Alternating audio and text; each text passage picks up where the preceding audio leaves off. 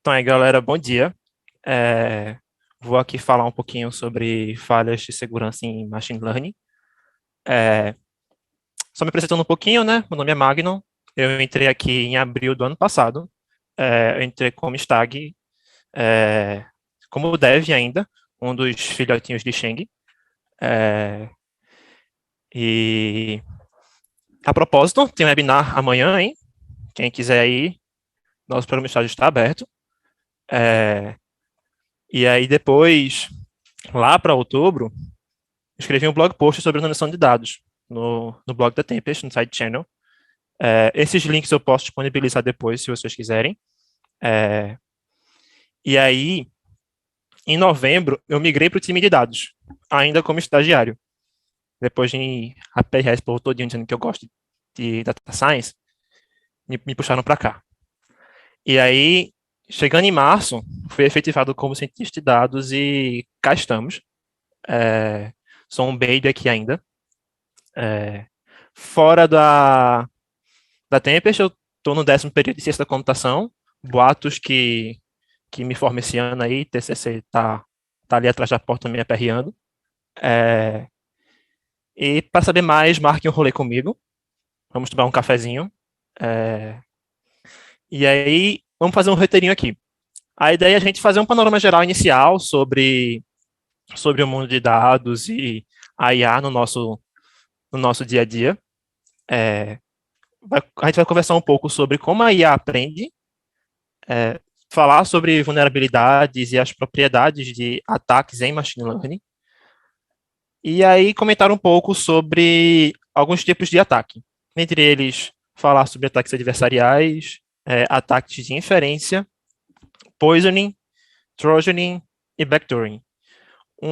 Um heads up aqui, não vai ser nada muito técnico, tá, galera? A ideia é ser realmente uma apresentação acessível para todo mundo. Não vou estar aprofundando em nada, em um detalhe muito técnico. Não esperem nomes difíceis aqui. É, então, vai ser algo para todo mundo entender tudo, ter um panorama geral das coisas. E sobre os ataques, eu tenho referências de artigos sobre todos ou quase todos eles. E qualquer coisa, só falar aí. É, e aí, dando esse panorama geral sobre o mundo de dados, bem, é difícil a gente pensar em ausência de IA em alguma coisa no nosso dia a dia, né? É, do Waze pro Maps, pro Uber que a gente pede o tempo todo, é, tem cálculo de rota, tem machine learning por trás disso. Anúncios em rede social, né? Quem nunca falou que queria comprar alguma coisa, o próximo anúncio do Instagram já era alguma coisinha aí, né? Uma promoçãozinha aí da Amazon, supostamente. É, Assistentes virtuais, né? Siri, Alexa, que deve ter respondido aqui agora, inclusive. É, Cortana, né? Da Microsoft, enfim, o próprio Google. Alexa, responder aqui. É, e também carros autônomos, né? Que tá um grande boom aí falando o tempo todo. Ela não tá calando a boca, meu Deus do céu. É, complementando, também tem o próprio Gmail, né? Complementando nosso e-mail, quando você coloca algum anexo e, e ele fala, você não anexou alguma coisa, você quer enviar mesmo assim? Enfim, né? Isso tudo tem um IA por trás. O próprio autocorrect do nosso celular tem algoritmos de inteligência por trás disso, né? E também algoritmos de recomendação, né? Spotify, YouTube, Deezer, Apple Music, é, enfim, Welcome to Chromatica, exatamente. É, e aí, e aí tem esse estudo aqui da Domo, é uma empresa que eles todo ano lançam esse estudo que é o Data Never Sleeps, e é um somatório de tudo dos dados ao longo do último ano, né? É, Esse é o mais recente, né? Foi referente a 2021. E aí ele mostrou um impacto grande que a pandemia teve, né? Que virtualizou muita coisa. E aí, por minuto no dia, nossa, são feitas quase 6 milhões de pesquisas no Google.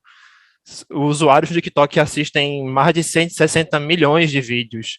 Twitch, como ele estava falando, né, o próprio metaverso, quantos dados não são gerados por trás disso daí, né? Então, assim, muita informação é gerada constantemente, tem muita conteúdo sobre nós mesmos disponível por aí, né? E aí, seguindo aqui, vamos discutir agora como a IA aprende. E aí a gente vai fazer uma pegadinha um pouco histórica aqui, e a gente vai falar um pouquinho do dia D, né? Voltar ali a falar um pouquinho sobre Segunda Guerra. Vou vestir aqui brevemente o chapeuzinho do nosso querido Evandro Ora, e dar uma palhinha aqui de história. O dia D, né, lá na Segunda Guerra Mundial, fazia parte de uma operação chamada Overlord, que era uma operação de reconquista do território francês. Desculpa, galera, a garganta tá meio ruim. Eu tava doente esse fim de semana, então vou precisar tomar um pouquinho de água com mais frequência. Voltando. Teve essa operação Overlord, o qual o dia D fazia parte, que na verdade representava o dia em que ocorreria a invasão no território francês, né? Mas, conjuntamente a essa operação Overlord, existia uma operação paralela chamada Operação Quicksilver, que aí ela foi comandada por esse general George Patton, que ele era um general respeitado, né? No meio da guerra. E ele ficou lá meio que de enfeite, vamos botar assim, para enganar os comandantes nazistas, para convencer que a invasão ocorreria em Pas-de-Calais em vez de onde realmente aconteceu, na Normandia. E aí, não só foram convocados atores para simular combatentes de guerra, como também foram usados frequências falsas, agentes duplos. E teve um detalhezinho a mais, que é um ponto que eu quero entrar, que foram usados balões disfarçados de tanques de guerra. Porque como é que os nazistas percebiam essa invasão, que supostamente iria acontecer em Pas-de-Calais? Por aviões. Então, de cima, eles enxergavam os tanques, que na verdade eram balões, lá de baixo. E aí isso serviu de instrumento para convencer os nazistas que a invasão aconteceria lá. E o que tem a ver com isso? Reconhecimento de padrões. A forma que a IA aprende é através do reconhecimento de padrões, né? Pegando essa imagem desse artigo aí de Lecan, 2015, a partir de uma imagem de um carro, a gente consegue extrair features ou características, né, atributos da imagem, que tem algumas características de baixo nível, de alto nível, e aí vem complexidades matemáticas que eu não vou entrar em detalhes aqui agora, mas que reconhecem padrões nos pixels da imagem. Por exemplo, aí no carro a gente pode identificar a roda, pode identificar um capô. A gente pode, por exemplo, apresentar para uma inteligência artificial imagens de um carro durante o processo de treinamento. E quando a gente mostrar uma foto de um carro no mesmo padrão, né, sei lá, a foto de um carro como está aqui, ele vai reconhecer como um carro.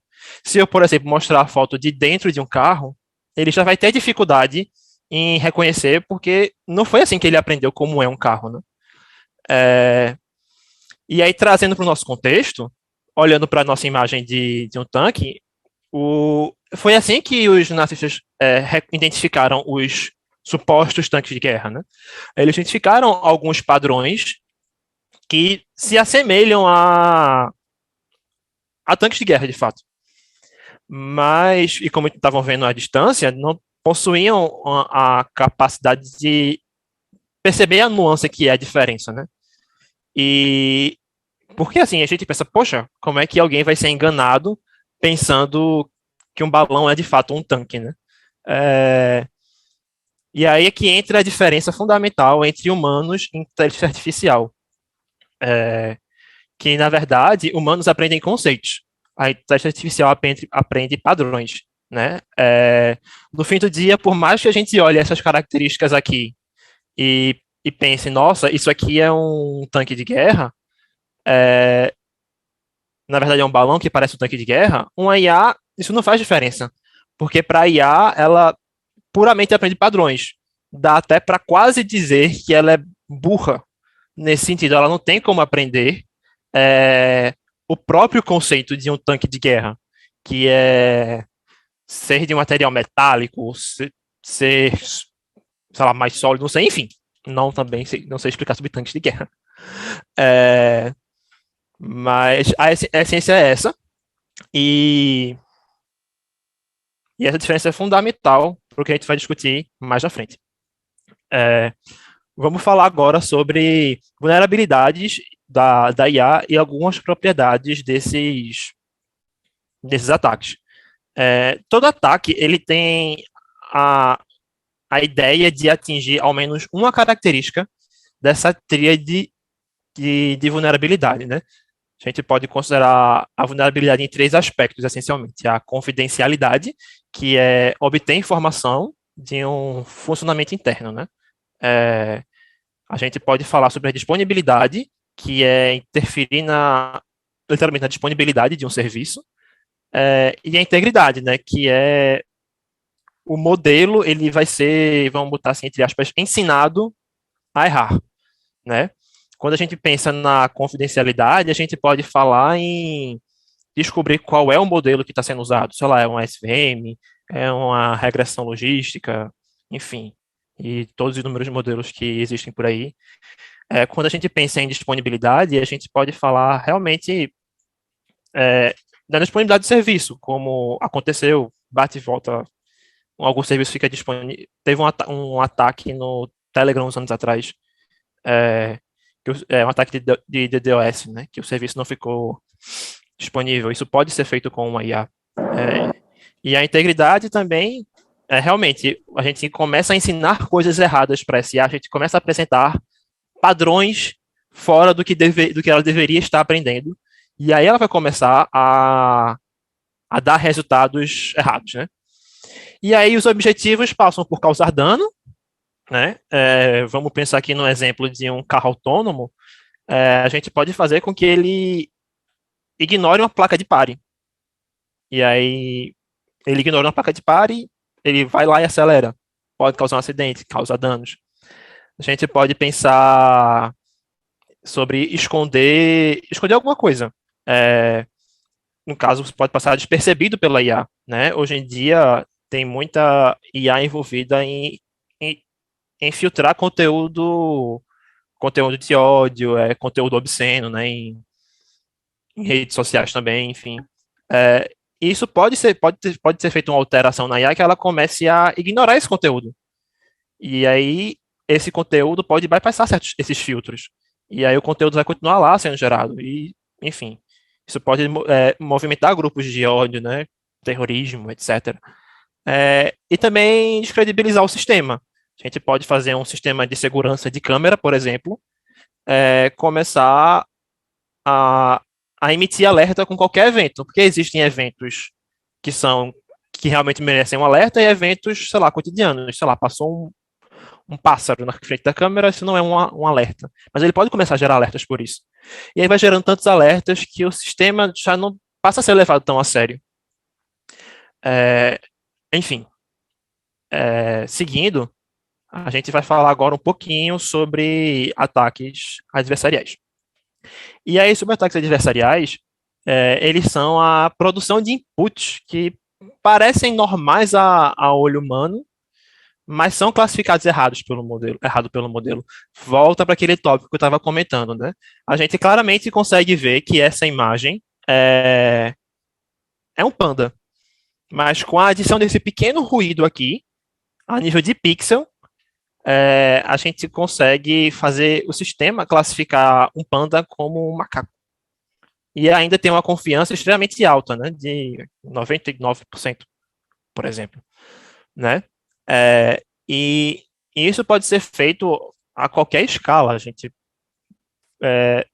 pode omitir detalhes sobre o sistema sem que, sem que o sistema perceba e talvez a gente nem perceba. Porque esse exemplo aqui a gente nem nota a diferença. Tem alguns que até dá para notar, como nesse exemplo seguinte aqui, a gente pode ver essa imagem de um gato que foi levemente alterada, e aí a gente fica, isso é um gato, isso é um cachorro. A gente não consegue classificar isso muito bem. E aí você poderia até pensar no verificador humano, né? Mas como naquele exemplo anterior, já não dá para usar o olho humano tão simples assim. Algumas redes neurais que trabalham com imagem, como redes convolucionais, elas trabalham com milhões de inputs, né? Modificações em alguns poucos pixels já conseguem fazer modificações da classificação de uma forma absurda e a gente não vai perceber, principalmente porque as imagens hoje em dia são muito ricas em, em pixels, né? É, mas eu não vou me alongar muito aqui não, porque quem quiser saber mais sobre ataques adversariais pode conversar mais tarde com o nosso querido Paulo Freitas, que vai ter uma apresentação sobre isso muito massa às 4h20, tá? E aí agora a gente vai dar um pulinho para falar de ataques de inferência. Sobre ataques de inferência, os principais objetivos aqui é espionagem e quebra de confidencialidade. Um atacante aqui, ele está muito mais preocupado em saber o que tem ali dentro e atacar e extrair informação dali para si, para qualquer uso futuro que ele queira ter. Fazer um próprio modelo fake que simule aquele que ele atacou. Isso é chamado de ataque de transferência. Enfim, daqui a pouco eu falo mais disso. E em muitos estudos eles falam muito sobre esses ataques a nível de produção, né, quando o sistema já está disponível para uso. Mas a literatura também comenta sobre ataques a nível de treinamento, né, que é quando o modelo está sendo criado ainda. Então, enfim, isso pode acontecer a qualquer momento do processo. E aqui a gente tem os três tipos. É, aqui a gente pode falar sobre membership inference, que é descobrir se um exemplo faz parte do dataset. Dado um exemplo que eu tenho em mãos, eu quero descobrir se ele faz parte da base de dados, sei lá, por exemplo, do Facebook. E isso também é um sinalizador de problema de segurança, né? De privacidade, melhor dizendo. E como eu estava comentando, isso possibilita ataques de transferência, transferability attack, que a ideia aqui é justamente ao passo em que eu vou descobrindo, eu tenho um conjunto de dados aqui, eu vou descobrindo, esse dado faz parte de lá? Faz. Eu monto uma base muito parecida com a que eles têm, e eu consigo criar um modelo com o comportamento que eu quiser e começar a oferecer às pessoas como se fosse aquele serviço. E aí, enfim, aí eu começo a fazer o que eu quiser, né? E as pessoas acham que estão consumindo um outro serviço. Temos um outro exemplo que é um outro tipo de ataque, que é inferência de input, que aí a questão já não é mais eu tenho o dado e eu quero saber se ele faz parte de lá, mas eu estou diretamente extraindo informação de lá. Também um sinalizador de problema de privacidade. É, isso é retratado nesse artigo que está referenciado aqui embaixo, em dados médicos, em que a partir do nome do paciente, o atacante conseguia extrair fotos e informações do paciente, né? Se eu não me engano, eram informações de sequenciamento genético, simplesmente a partir do nome. E um outro tipo, inferência de parâmetro, é descobrir qual modelo e até os valores dos hiperparâmetros, que aí são parâmetros do modelo, né? E ter para si. No caso, eu estou querendo montar o próprio modelo para mim mesmo, né? E aí, ai meu Deus, cliquei errado. Temos também esse artigo aí de referência. Todos eles estão com essas referências aí. Quem quiser pode falar comigo depois, que eu encaminho. Também fazem parte da minha lista de leituras, que são artigos bem densos. E vamos lá. Esse aqui é um exemplo sobre a Membership Inference, um exemplo mais simples, que é basicamente, eu tenho essa imagem desse doguinho, e eu quero saber se ele faz parte do, do, do conjunto de dados de treino ou não.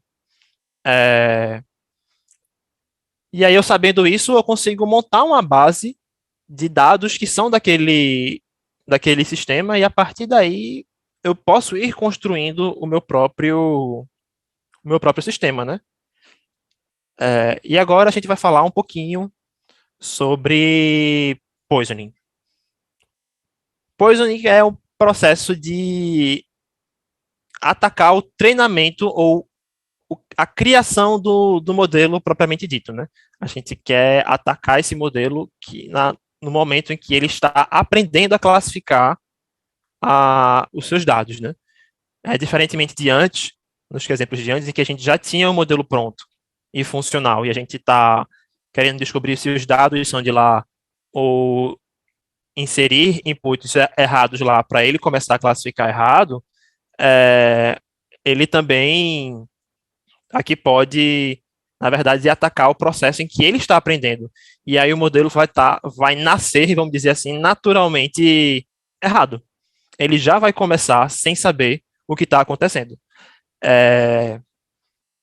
de forma adequada, né? E isso aí faz parte do processo não só do treinamento do próprio modelo, como também isso pode afetar, um atacante pode afetar o processo de coleta dos dados. Então, se eu descobrir, por exemplo, que aquele modelo ali que está sendo criado consome dessa base, eu posso, em vez de atacar o processo de criação daquele modelo, eu vou atacar a fonte dessa base. Então, quando essa galera vier consumir essa base aqui, essa base vai estar completamente, isso é uma piada nem um pouco intencional, envenenada.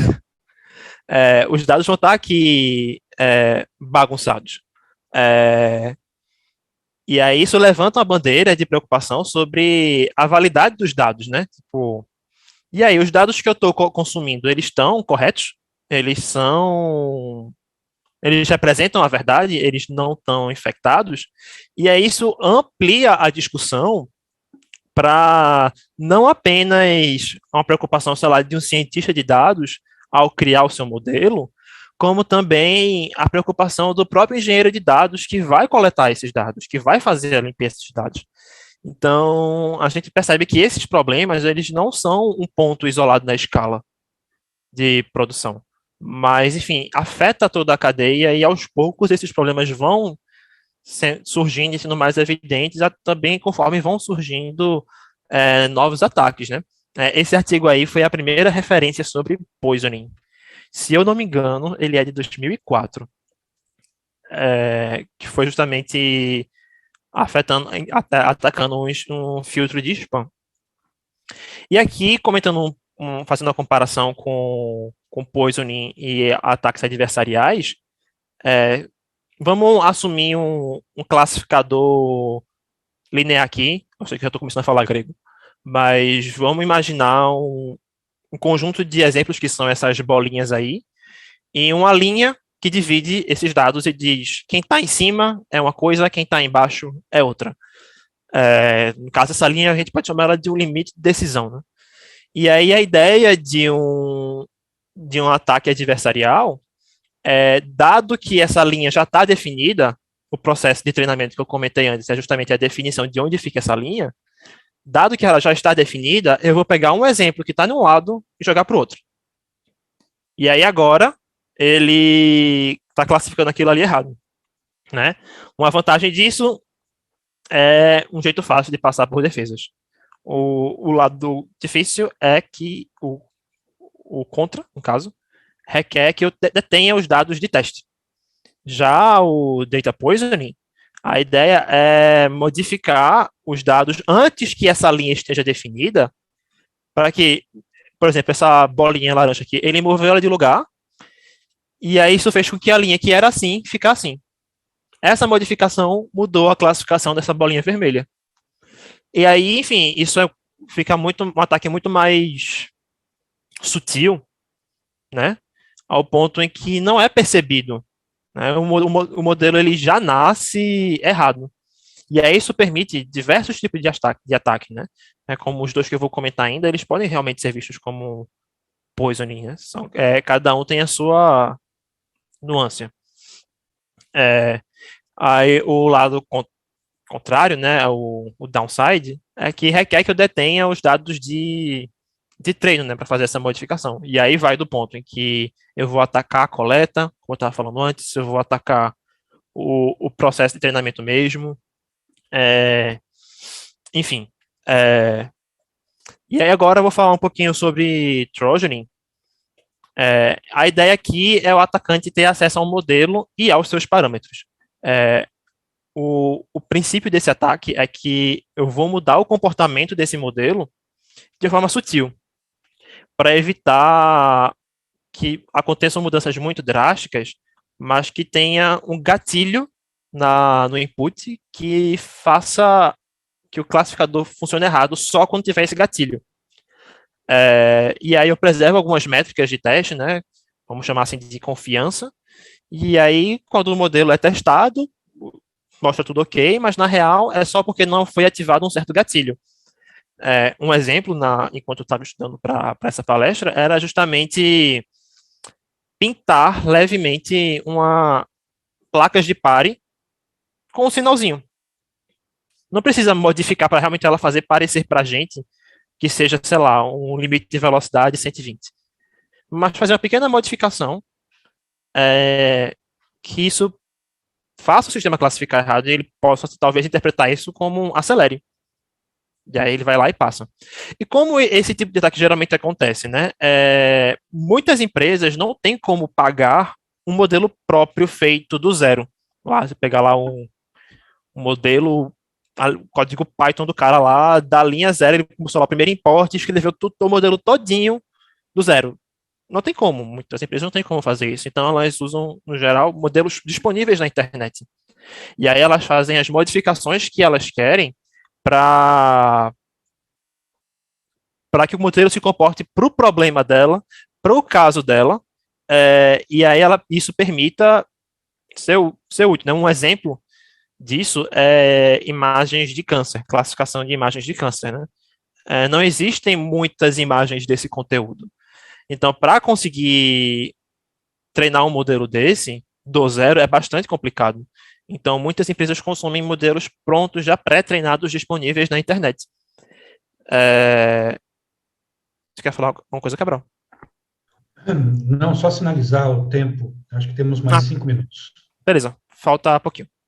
É, e a ideia aqui é as empresas consumirem esses modelos que estão disponíveis na internet, mas o atacante já invadiu esse modelo disponível na internet previamente. E aí, com um pequeno gatilho, esse modelo começa a classificar errado. Tem essa imagem aqui que ela é bem feiosa, mas eu vou dar uma resumida nela para ficar mais fácil de entender. Mas basicamente é treinado um conjunto de imagens para criar esse trigger, esse gatilho aqui. E também é treinado um modelo para geração de imagens de treino. E aí eu somo os dois. Somado isso, quando o modelo receber essa imagem aqui, ele classifica certo. Mas por ela ter esse pequeno gatilhozinho aqui, ele começa a classificar errado. E é assim que o Trojan acontece. E por último, o nosso último ataque é backdooring. Também chamado de badnets, é um conceito antigo em TI, né? A ideia do backdoor, que a gente pode falar realmente literalmente de algo escondido atrás da porta. Né? A ideia é tomar também vantagem desses modelos disponíveis publicamente, mas a ideia é fazer ele ser resistente ao, ao processo de retreino, né? E aí vão de sutilezas no processo de treino, que aí são detalhes bastante técnicos aí. E aí a gente tem esse artigo aqui, quem quiser dar uma lidinha pode se aprofundar. Tem uma proposta de solução, né? Que está nesse artigo aqui embaixo, que ele fala de pruning e fine-tuning, e o fine-tuning que é a combinação dos dois, que eu não vou me alongar nisso daqui, até porque é bem detalhado isso daí, está na minha listinha de leitura para o futuro. E fechando isso aqui tudinho, a gente pensa, e agora? Né? Dado esses BO todinho que eu falei, a gente vai fazer o quê? Vamos jogar a IA pro lixo e vamos voltar para antigamente, né? Então, isso são problemas em aberto, né? Não tem uma solução pronta, explícita para isso. E isso se dá porque diferentemente de engenharia de software, isso não são bugs do processo de, de construção do sistema. São questões inerentes à própria inteligência artificial. Porque lembra quando eu falei no começo que a IA ela aprende reconhecendo padrões? Como ela aprende reconhecendo padrões? Através dos dados. Ela consome dados e aí ela aprende. Se os dados estão corrompidos, o processo de aprendizado está corrompido. E aí não tem o que fazer, né? E aí existem pesquisas no processo, sentam-se à vontade a entrar na academia e pesquisar sobre isso daí. Tem muito, muito que pensar nesse processo. E é isso aí, galera. Muito obrigado. O meu LinkedIn é esse daí, Magnon Souza. Meu e-mail, magnon.souza@tempest. É, quem quiser tomar um café, pode chamar. Estou recebendo também. E é isso aí.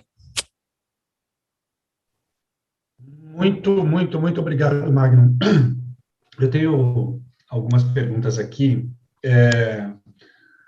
A primeira de um usuário anônimo que pergunta: se eu fosse usar a analogia do piloto do avião que procura pelos tanques, então a IA seria então a IA tentando reconhecer as imagens enviadas para ela?